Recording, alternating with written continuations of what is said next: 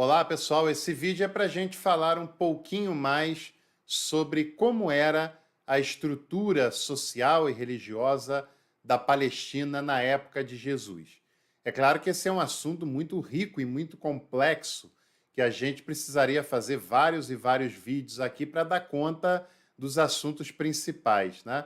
Mas hoje nós vamos falar sobre um aspecto principal, que são os partidos religiosos que formavam a sociedade na época de Jesus, pelo menos ali basicamente em Jerusalém. Você ouça com atenção esse vídeo, que além dessa parte eu também tenho dicas de livros importantes para você ao final desse vídeo, que vai fazer toda a diferença nos seus estudos. Segundo o historiador, importantíssimo historiador Flávio Joséfo, o judaísmo da época de Jesus ele estava dividido em 4 partidos principais, em 4 correntes ideológicas, né? Todas essas 4 correntes elas eram judaicas, mas cada uma dessas correntes tinha uma ênfase diferente, tinha um foco diferente, tinha uma ideologia diferente da outra. O primeiro partido daquela época, e um dos mais conhecidos, eram os saduceus, que você certamente já ouviu falar. Os saduceus compunham uma aristocracia sacerdotal fortemente ligada ao Templo de Jerusalém. Eles eram praticamente aqueles que dominavam o templo em Jerusalém e construíram a partir desse templo uma força, inclusive financeira, muito grande a partir do próprio templo, que era central, né? E que todos os cultos, todas as ofertas e cerimônias passavam pelo culto central em Jerusalém. Os saduceus eram abertos a influências gregas, mas a autoridade única em relação às práticas religiosas, segundo os saduceus, era a Torá. Torá, que é basicamente a mesma coisa que o Pentateuco, os 5 primeiros livros da Bíblia cristã, que eram também os 5 primeiros livros da Bíblia judaica, né? E a parte mais importante da Bíblia judaica, porque os judeus, na sua escritura sagrada, né, o Tanakh, a Torá, os escritos, os profetas, na ordem, né, a Torá, que é a lei, os profetas e os escritos, eles têm uma parte dessa escritura que é mais importante do que as outras, e essa parte é justamente a Torá, justamente a lei, que para os saduceus era a única fonte de autoridade religiosa em relação às práticas, às observâncias, em relação às cerimônias religiosas também. Os saduceus também eram contrários à ideia da ressurreição dos mortos. Talvez esse seja o elemento a partir do Evangelho que é mais comum aos saduceus, pelos quais eles são mais conhecidos. Aquele embate dos saduceus com Jesus, quando eles tentam, segundo o autor, né, segundo Mateus principalmente, tentam fazer uma pegadinha com Jesus falando: nós conhecemos aqui uma mulher que era casada, o marido morreu, depois ela se casou com o irmão dele, depois com o segundo irmão e assim sucessivamente, até que ela veio a falecer. Na era vindoura, né, ela vai ser casada com qual deles?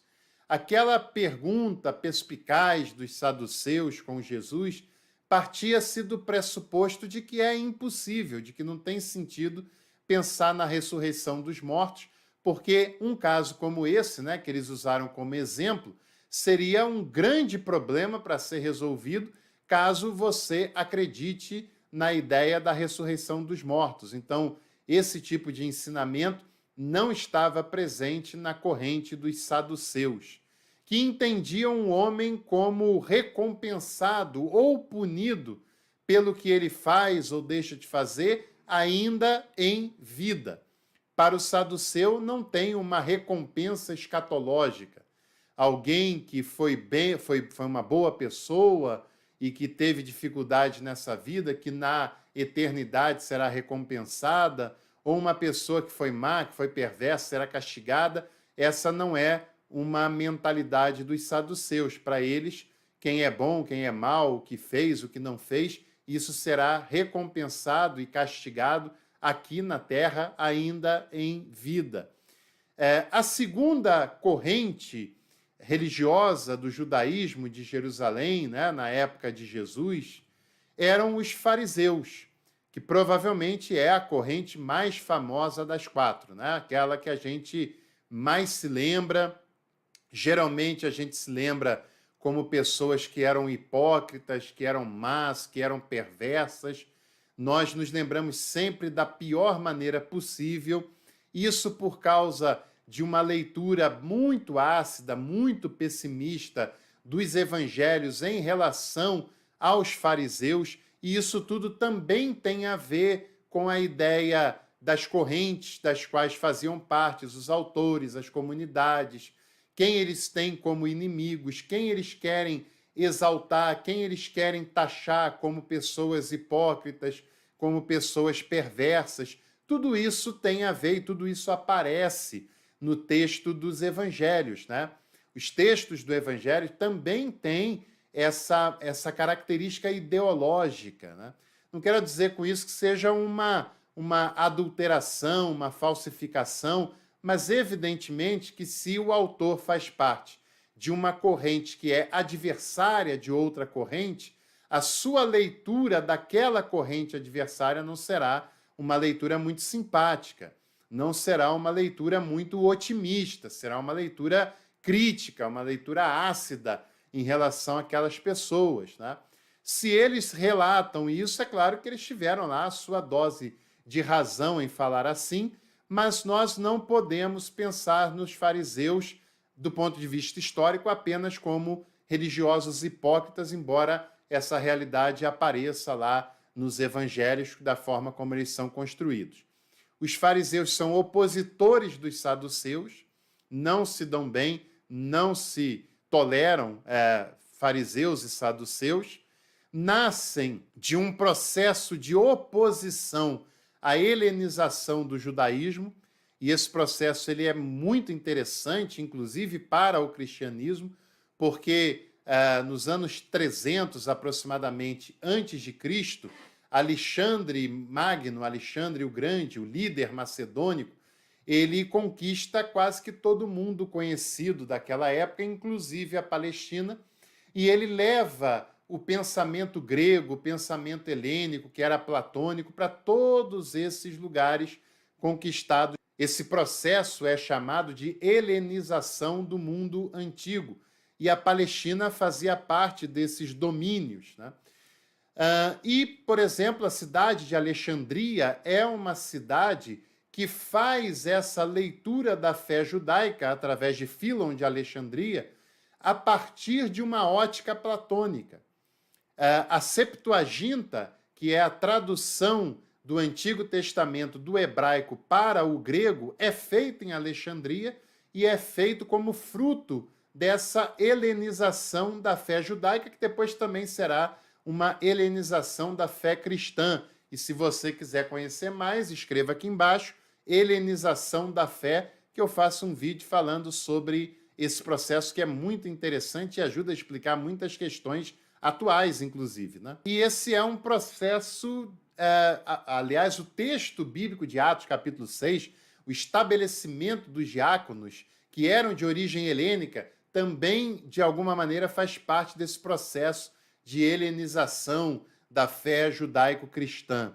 E os fariseus eram conservadores, eles eram contrários a essa helenização do judaísmo. Eles não aceitam de maneira nenhuma a Septuaginta, eles são ácidos com pessoas, ainda que judeus, judeus que têm origem helênica, né? E eles têm o foco dos seus estudos, o foco das suas ações nos estudos, na atualização da Torá com o cotidiano, com aquilo que eles estão vivendo, com aquilo que eles estão presenciando no ambiente contextual.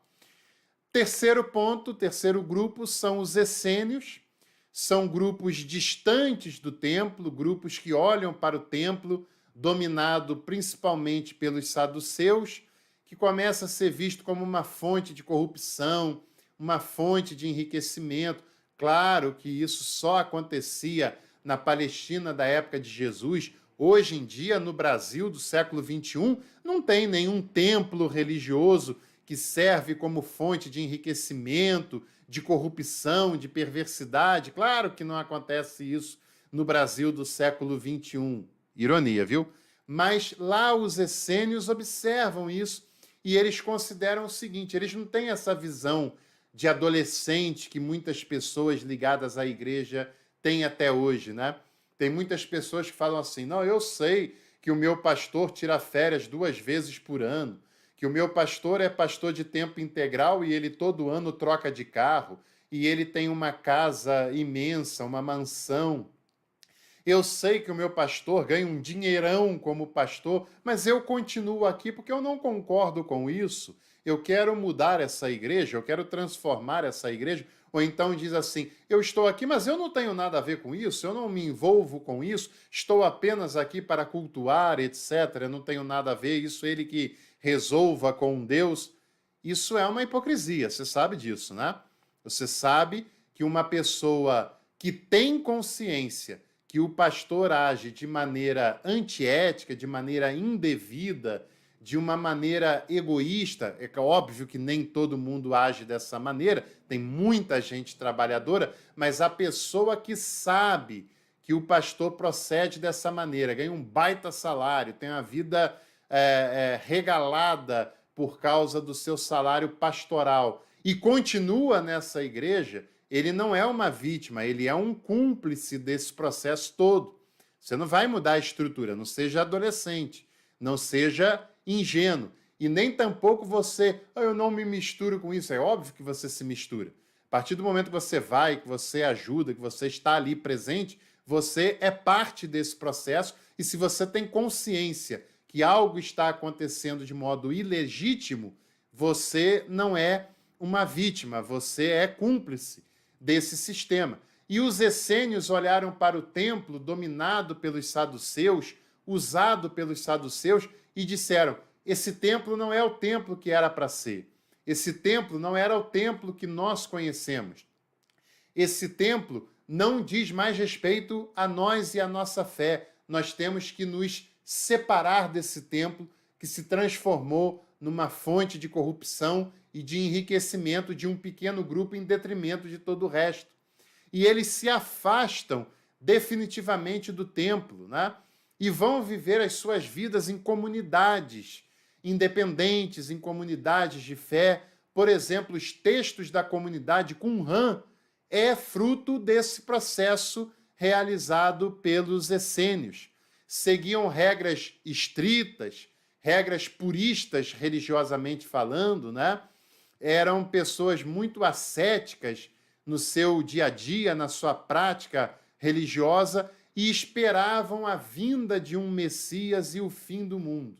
Esse pensamento escatológico, que não está presente nos saduceus, que não é uma ênfase dos fariseus, é uma forte pregação nos essênios. E, para a gente terminar, o quarto grupo são os zelotas, um grupo que tem muito mais o que a gente poderia chamar de um impacto político, de um engajamento, de uma militância política, né? O mais próximo de uma militância política. Os zelotes, a palavra vem de zelo por aquilo que fazem, zelo pela religião, zelo pela sua pregação, e eles, inclusive, estavam dispostos a fazer um movimento de resistência armada contra os romanos, Pedro tem lá, pega a espada para cortar a orelha de Malco. É óbvio que ele não quis cortar a orelha, ele queria rachar a cabeça de Malco. É que Malco era soldado e ele tem habilidade, consegue se esquivar e é cortada a sua orelha. Mas Pedro, o zelota, né, ele está disposto a partir para cima dos romanos. Nessa ótica, os romanos são vistos como inimigos que devem ser combatidos, que devem ser atacados, né? E os zelotes também buscam um governo teocrático, um governo messiânico.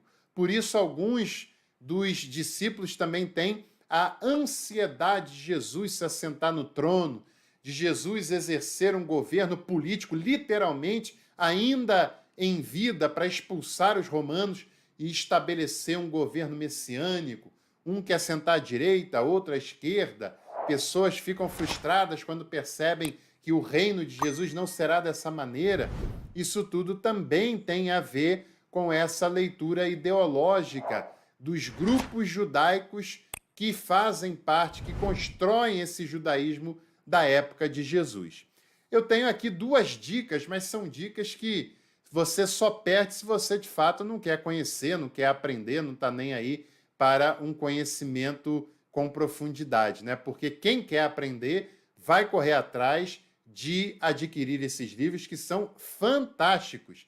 E eu vou deixar até para facilitar o caminho os links aqui na descrição, depois vai ali dar uma olhadinha em Jerusalém no Tempo de Jesus, de Joaquim Jeremias, um grande pesquisador dessa temática, é da editora Paulus, junto com a Academia Cristã, e é uma obra profundíssima de um teólogo importantíssimo, um teólogo contemporâneo excepcional, Joaquim Jeremias, J. Jeremias, né?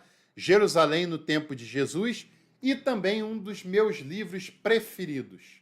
Se eu fosse fazer um top 5 dos livros que eu mais gosto, que mais marcaram a minha caminhada teológica cristã, esse com certeza estaria na lista, que é Jesus, Aproximação Histórica, de José Antônio Pagola, também um dos mais importantes teólogos vivos, da editora Vozes, que é uma editora gigantesca, né? Importantíssima, não tem nem o que dizer. Jesus, Aproximação Histórica, José Antônio Pagola, da editora Vozes. E se você gostou desse vídeo, se ele é relevante para você, inscreva-se aqui no canal, deixe o seu like nesse conteúdo e fique também o convite para você estudar teologia com a gente. É só se tornar membro Café Completo e você só paga R$ 29,99 por mês. Em breve a gente volta para tomar mais um café com teologia.